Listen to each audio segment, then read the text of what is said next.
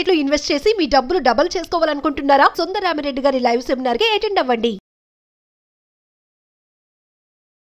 నమస్తే రమ్మగారు. నమస్తే జయ. రమ్మగారు, ఒక ధర్మ సందేహం అనుకోండి, ఒకటి అడుగుతాను. ఇది ఎలా తెలుస్తుంది? అసలు మీకు ఇలాంటి డౌట్స్ ఎందుకు వస్తాయని అనకూడదు. మీరు సరే సమాధానం చెప్పేసేయాలి. మాకు నాకు తెలిస్తే చెప్తాను. మన ఆయుష్ మనకు తెలుస్తుందా, ఎన్ని రోజులు ఉంటాము అని? ఇప్పుడు మనం ఇక్కడ కూర్చున్నాం, ఒక 5 నిమిషాల తర్వాత మనం బయటకు వెళ్తాం. బయట ఎలా ఉంటుందో మనకు తెలుస్తుందా? మరుక్షణం ఏం జరుగుతుందో మనకు తెలియదు. ఇలాగే ఉంటుంది అనుకుంటాం. ఉంటే ఉండొచ్చు, ఉండకపోతే మానేయచ్చు. అది ఎలా ఉండాలో దాని దారిని అది ఉంటూ ఉంటుంది అంతే. నువ్వు అనుకోవటం వల్ల, మనం భావించడం వల్ల అది ఆగదు, మారదు, ఉండదు. ఏది ఎలా జరగాలో అలా జరుగుతూ వెళ్తూ ఉంటుంది. సరే, ఇక్కడ ఇంకొక ప్రశ్న. మనకి కొన్ని కళలు వస్తూ ఉంటాయి. ఆ కళల ప్రభావం, ఓ నాకు ఈ కళ వచ్చింది, ఇది జరుగుతుందేమో సహజంగా అనుకుంటూ ఉంటాం.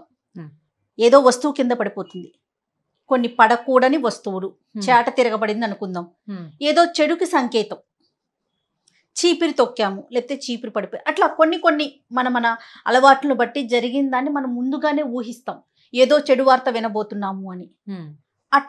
అలా ఏదన్నా చెడు జరుగుతుంది అనేది ముందుగా ఆయుష్కు సంబంధించి, ఓ ఇలా జరిగింది, ఏదో ప్రమాదం జరగొచ్చేమో అని అనుకోవటానికి అవకాశం ఉందంటారా? అది 1%. 6th సెన్స్, ఏదో జరగబోతోంది అనిపించడం, ఏదైనా జరుగుతుందేమో అని భావించడం, ఒక కళ రావటం, లేదా ఏదైనా చేతిలో వస్తువు పడిపోవటం, అలాంటివి ఏమైనా జరిగాయి అనుకో, అప్పుడు మనం ఒకవేళ ఈ చెడు జరుగుతుందేమో అని ఊహిస్తాం. ఊహ మాత్రమే. ఊహ అదే. ఎట్లా అంటే ఏదైనా ఒక పెద్ద పాత్ర పడిపోయి పగిలిపోతే, ఏదో ప్రాణాపాయం ఉన్నట్టు, పసుపో కుంకుమో కింద పడిపోతే, మనకు అవన్నీ కూడా ఏంటంటే అలవాటైనవి, అవి తెలుసుకున్నాం మనం. ఇలాంటివి జరిగినప్పుడు ఒక శుభకరమైన వస్తువు కింద పడిపోతే ఒక అశుభం వినవలసి వస్తుంది అన్న మాట మనం వినం. శకునాల అలవాట్లాగా ఇది వింటూ ఉన్నాం. అంచేత మన మనసు దాన్ని ఊహిస్తూ ఉంటుంది. ఇప్పుడు మనం ఊహించినంత మాత్రాన అది జరిగిపోతుందని అనుకోవడానికి వీల్లేదు. మనకి శంకించి మనసు భయంగా ఉంటుంది. ఇప్పుడు ఇవాళ ఏదో వస్తువు కింద పడిపోయింది, ఇవాళే ఒక అశుభం జరగాలి, ఇవాళ జరగదు, మర్చిపోతాం. ఓ 20 రోజుల తర్వాత ఒక అశుభవార్త విన్నాం అనుకో, మనం అవాళ్ళకు పడిపోయింది కాబట్టి ఇవాళ ఇలా జరిగింది. ఎలాగా? కాకతాళీయం కాదు అది, కానీ కనెక్ట్ చేసుకుంటాం కదా. కనెక్ట్ చేసుకోవడం, పోయిన వారం ఇలా జరిగింది, అందుకే ఇప్పుడు ఈ చెడు సంఘటన జరిగింది అనేది కనెక్ట్ చేసుకుంటాం కదా. అంటే కాదు జయ, నీకు మరణాలు, జర కాదు, జనన మరణాలు అత్యంత సహజమైనవి కాదా? అవునండి. మరణించక తప్పదు కదా. జననము మరణంతో పాటు ప్రమాదాలు, పోట్లాటలు, ఇవన్నీ కూడా సహజమైన సంగతులు కదా. ఏ సహజమైన సంగతి జరిగినా మొన్నటికి అదేదో విషయానికి, దీనికి, బట్టతలకి, మోకాలకి ముడిపెట్టుకోవటం మన మనస్తత్వాలు, మనం అలవాటు చేసేసుకుంటున్నాం దాన్ని. నీకు ఒక చెడు కాలం వచ్చిందనో, నువ్వు ఒక చెడు విషయాన్ని చూసావనో, ఇంకొకటి జరుగుతుందని ఊహించనే కూడదు అసలు. ఇప్పుడు ఎవరి ఇంట్లోనో ఒక మరణం, వచ్చే వారం ఒకళ్ళు పోయారు అనుకుందాం, నెక్స్ట్ వీక్ మనకు ఆ వార్త తెలుస్తుంది. దానికి ఇవాళ నీ చేతిలో ఉన్న వస్తువు పడిపోవడానికి లేదా నీకు కళ రావడానికి సంబంధం ఎట్లా ఉంటుంది? మరణం సహజమైంది కదా, సహజంగా జరుగుతాయి జయ. చూడు, కుండలు చేస్తారా, కుండ చేయటానికి ఆవం పెడతారు, కొన్ని మొదట పెడుతూ ఉండగానే పోతాయి. అవును. కొన్ని కొంచెం షేప్ వచ్చాక పోతాయి, కొన్ని పచ్చికుండ పక్కకు పెట్టాక పగిలి ఇలా కూలిపోయిపోతుంది, కొన్ని కాలుస్తూ ఉండగా పోతాయి, కొన్ని కాల్చాక చక్కగా బయటకు వస్తాయి. తర్వాత కొన్ని కుండలు ఏళ్ల తరబడి మన్నుతాయి, కొన్ని కుండలు ఇంటికి తేగానే మన చెయ్యే జారిపోవచ్చు, ఏదైనా జరగచ్చు. అలాగే మనుషులు కూడా కొన్ని గర్భంలోనే పోతారు కొంతమంది, గర్భస్థ శిశువుగా మరణించే వాళ్ళు కొంతమంది, శిశువుగా రూపొంది ప్రసవించిన తర్వాత పోయేవాళ్ళు కొంతమంది, కొంత వయసు వచ్చాక ఏదైనా పోవటం అనేది ఉంది చూసావా, అది కామన్. అంత సహజమైనది జయ ఇది. దీనికోసం తాపత్రయపడకూడదు. అవునండి. మనం బతికే ఉన్నంతలో మన జీవితానికి న్యాయం చేసుకోవాలి. నా ఆయుష్ ఎన్నాళ్ళు అనేది తెలుసుకుంటే, ఎల్లుండి మరణిస్తాము అని తెలిస్తే ఇవాల్టి రోజు నువ్వు తినగలవా, తాగగలవా, ఊపిరి తీసుకోగలవా, ధైర్యంగా ఉండగలవా? ఏమీ చేయలేవు. అదే నీకు ఆ భవిష్యత్తు పట్ల ఆశ, నువ్వు ఎల్లుండి పోతావు, ఎప్పుడు పోతావో మనకు తెలియదు అనుకో, హాయిగా ఉంటావు, నీ రోజుని నువ్వు జీవిస్తావు. అవును. ఇది తెలుసుకోవాలన్న ఊహ చేయకూడదు. ఇదంతా కూడా ఏంటంటే ప్రకృతిలో ఒక భాగాలం. మనం ఏం చేస్తామంటే మనం అటాచ్మెంట్స్ డెవలప్ చేసుకుంటాం, తీగలు అల్లేసుకుంటాం మన జీవితం చుట్టూత. పిచ్చిగూడులాగా ఉంటుంది మన జీవితం. మన తాత, అమ్మమ్మ, నాయనమ్మ, తాతగారు, మన మేనత్తలు, మన బాబాయిలు, మన అమ్మ, మన నాన్న, మన భార్య, మన అత్తవారు, మన పిల్లలు, నా ఉద్యోగం, నా ఇల్లు, నేను కొనుక్కున్న కారు, వీటన్నిటి మీద పాశాలు, బంధం బాగా పెంచుకుంటాం. మరణం అంటే భయపడతాం. అది జరిగి తీరవలసిందే, అందులో అనుమానం ఏం లేదు. ఆ ఒక్క క్షణం అయిపోయాక ఇక నీకు దీంతో సంబంధమే లేదు. మిగిలిన వాళ్ళంతా ఈ వెళ్ళిపోయిన జీవుడి కోసం బాధపడుతూ ఉంటారు. కానీ చూడు, సూర్యుడు కానీ చంద్రుడు కానీ ఆగుతారా?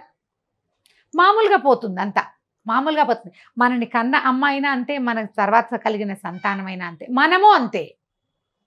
కాకపోతే అందరూ పోతారు, దీని మీద ఆశ ఎందుకు లాంటివి వైరాగ్యపు భావాలతోటి జీవించకూడదు. నీ పని నువ్వు చెయ్యాలి. వైరాగ్యం కాదు నీకు కావాల్సింది. నువ్వు ఒక కుమారుడిగా జన్మించావు ఒక ఇంట్లో, అమ్మకి న్యాయం చేయి, నాన్నకి న్యాయం చేయి, ఓ పెళ్లి చేసుకున్నావు, పెళ్ళానికి న్యాయం చేయి, సంతానాన్ని కన్నావు, వాళ్ళ సంగతి బాగా చూసుకో, వాళ్ళని సెటిల్ చేయి. కొంత మటుకు తాపత్రయపడు, విపరీత తాపత్రయాలు పడకూడదు. ఏం చేసినా నువ్వు కోట్లు సంపాదించినా, కొట్టి సంపాదించినా, న్యాయంగా సంపాదించినా, నీ ప్లేసు నీ పైన ఇక్కడ ఏం రాసుకొచ్చావో అంతే. నీ ఆయుష్ ఎన్నాళ్ళో అన్నాళ్లే. అది నువ్వు తెలుసుకునే ప్రయత్నం చేయటం వల్ల ప్రయోజనం లేదు.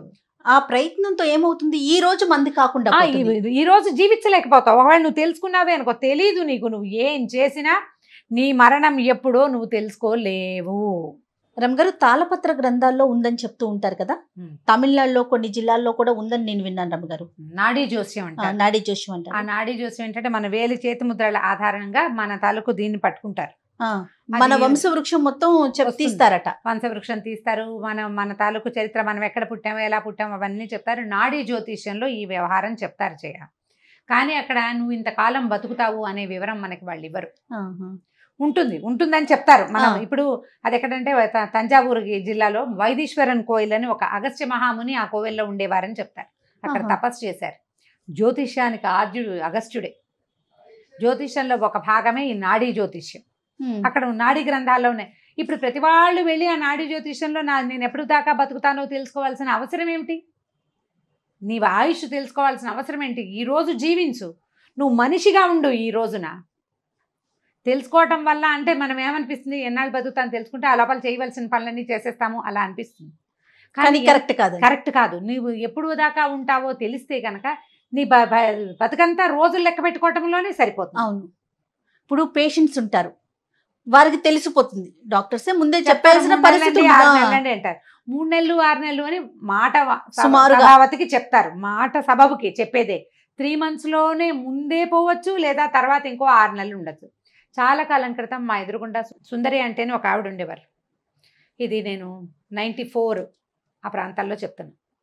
ఆవిడ పేరు కూడా అంత బాగా గుర్తుంది. చాలా ఇంప్రెసివ్ మనస్తత్వం, పద్ధతి ఉన్న ఆవిడ. చాలా మంచి లక్షణాలు ఉన్నాయి. కొన్ని ఆవిడ దగ్గరే నేర్చుకున్నాను నేను. ఆవిడకి మేము ఆ ఇంట్లో చేరినట్టుకే క్యాన్సర్కి వైద్యం ఆవిడ CGHS నుంచి మందులు తెచ్చుకుని వేసుకునేవారు. నాకు ఎక్కువ టైం లేదురమ్మా అనేవారు. నా పెళ్ళైన సంవత్సరంలో నేను కలిసిన ఆవిడ అప్పటికి 2-3 ఏళ్ళుగా క్యాన్సర్ ఉంటే 1, 2, 3 years ఉంటారనుకుంటే ఆవిడ దాదాపుగా తర్వాత 8-9 సంవత్సరాలు హెల్దీగానే ఉన్నారు. తిరుగుతూనే ఉండేవారు. మా వారి దగ్గర కూడా మందు వేసుకునేవారు. మా ఇంటికి ఎప్పుడు వచ్చేవారు. 2 మనవలు పుట్టారు. 2వ వాడు నేను అక్కడ ఉండగానే పుట్టాడు. ఇంకెక్కువ టైం లేదని మాత్రం చెప్పేవారు. మందులు వాడుతున్నాను, నాకు ఎక్కువ. వాళ్ళ అమ్మగారు కూడా ఉండేవారు. అప్పుడు నాకు తెలిసే పోయారు సుందరి ఆంటీ. ఆవిడకి 1-2 ఏళ్ళు ఆవిడకి ఇచ్చిన టైం. 8 సంవత్సరాలు ఎలా బతికారు ఇక్కడ రాసింది. కాబట్టి దాని రకంగా వీళ్ళ ఆవిడేం అధైర్యపడలేదు. హాయిగా పని చేసుకునేవారు, హాయిగా తిరిగేవారు, బజార్ వెళ్ళేవారు, శుభ్రంగా నడిచేవారు, చక్కగా కొనుక్కొచ్చేవారు, చాలా బాగుండేవారు. ఇప్పుడు అనారోగ్యం, ఎక్కువ రోజులు బతకమంటే వాడికి ఎంతసేపు ఆ రోజులు లెక్క పెట్టుకుంటూ ఉంటే ఎట్లా? హాయిగా ధైర్యంగా సంతోషంగా భగవంతుడు ఇచ్చిన నాళ్ళు ఉంటాను అని అనుకోవాలి, హాయిగా ఉంటారు. మానవ జన్మ అతి దుర్లభమైనది. చాలా జీవరాశులుగా ఉంటే మనం ఒక్కళ్ళమే మనిషిగా పుట్టాం. నిన్ను ఎందుకు భగవంతుడు పుట్టించాడో ఆ పని చెయ్యి.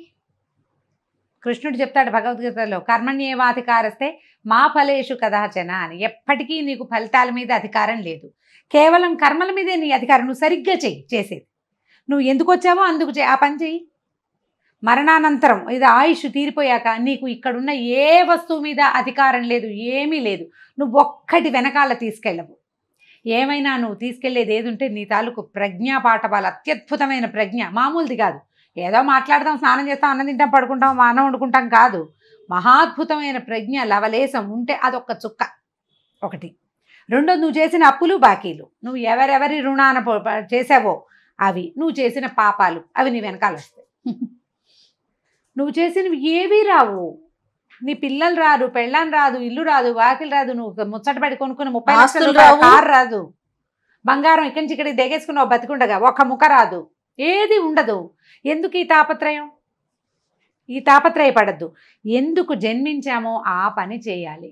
ఆయుష్ ఇప్పటిదాకా ఉంది అని తెలిస్తే ఈ రోజులు లెక్క పెట్టుకుంటూ నువ్వు చేయవలసింది చేయవు.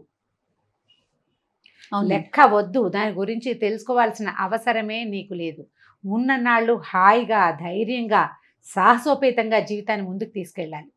సహాయకారిగా ప్రజలకు సహాయపడు. మానవ సేవే మాధవ సేవ.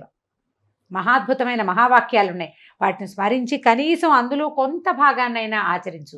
మనిషిగా పుట్టినందుకు మనిషిగా జీవించడానికి ప్రయత్నం చేయండి. అది మనం చేయవలసింది. అసలు ఈ ప్రశ్నే వద్దండి. ప్రశ్న వద్దు. నా ఆయుష్ ఎంతకాలం అన్న ఆలోచన అస్సలు అక్కర్లేదు. ఇవాళే పోతాం అనుకుంటా, చచ్చిపోతామేమో అనిపిస్తుంది ఒక్క దశలో. తర్వాత సంవత్సరాల తరబడి బతుకుంటాం. నేను రాజం చేస్తాను, 90 ఏళ్ళ దాకా ఉంటాను, నా మునిమన వాళ్ళు చూస్తాను అనుకున్న వాళ్ళు తెల్లారేపాటికి పరలోకం ప్రవేశంలో ఉంటారు. వాళ్ళు చెప్పలేకపోతాం. కాదు రమ్మ గారు, ఇప్పుడు ఇక్కడ ఫస్టే మీరు అన్నారు మరుక్షణం మనదా చెప్పండి. మంది కాదు, నువ్వు ఉన్న క్షణమే నీది. అంతే. దీన్ని నీదిగా చేసుకో. నీదైన ముద్ర వెయ్యి నీ జీవితంలో. నీ ప్రపంచంలో నీ ముద్ర ఉంచుకో. సరిగ్గా చెయ్యి. నువ్వు చనిపోయిన తర్వాత కూడా ఈ లోకంలో ఉండాలంటే నువ్వు చేసే సహాయం, నువ్వు చేసే మంచి పని, నువ్వు ఎంత మటుకు ప్రపంచానికి ఉపయోగపడ్డావో అది ఉంటుంది ఇక్కడ. దాన్ని ఉంచు. దానికోసం ట్రై చెయ్యి. ఈ ఆయుష్ ఎప్పుడు అక్కడ నాడికి వెళ్దామా, అక్కడికి వెళ్దామా, అదే వెళ్దామా, ఈ గోల ఎందుకు? ఈ గోల ఇందులో పడద్దు. ఎవరైనా సరే పడకూడదు. సరి అయిన పని చేసి జీవితాన్ని సజావుగా ముందుకు తీసుకెళ్ళాలి. ఏ జాతిలో ఏ ఇంట్లో పుట్టినవాడు ఆ ఇంటికి తగిన కార్యక్రమం, ఆ ఇంటికి తగిన విధానం, వాళ్ళు ఏ విధానంలో ప్రవర్తిస్తారో ఆ ముందున్న వాళ్ళు ఆ విధానంలో ప్రవర్తించి మీ గృహాన్ని, మీ ఇంటి పద్ధతుల్ని ముందుకు తీసుకెళ్ళండి. ఏ దేశంలో పుడతామో ఆ దేశ సంస్కృతిని ముందుకు తీసుకెళ్ళి దాన్ని రక్షించే ప్రయత్నం చేయండి. ఇక్కడ పుట్టినందుకు మనం దాని రుణం తీర్చుకోవాలి. ఆ ప్రయత్నం చేస్తే చాలు. అప్పుడు మీకు ఎంత తక్కువ ఉన్నా ఆయుష్ ఎక్కువ ఉన్నట్టే లెక్క. బాగా చెప్పారు. Thank you. నమస్తే జయ.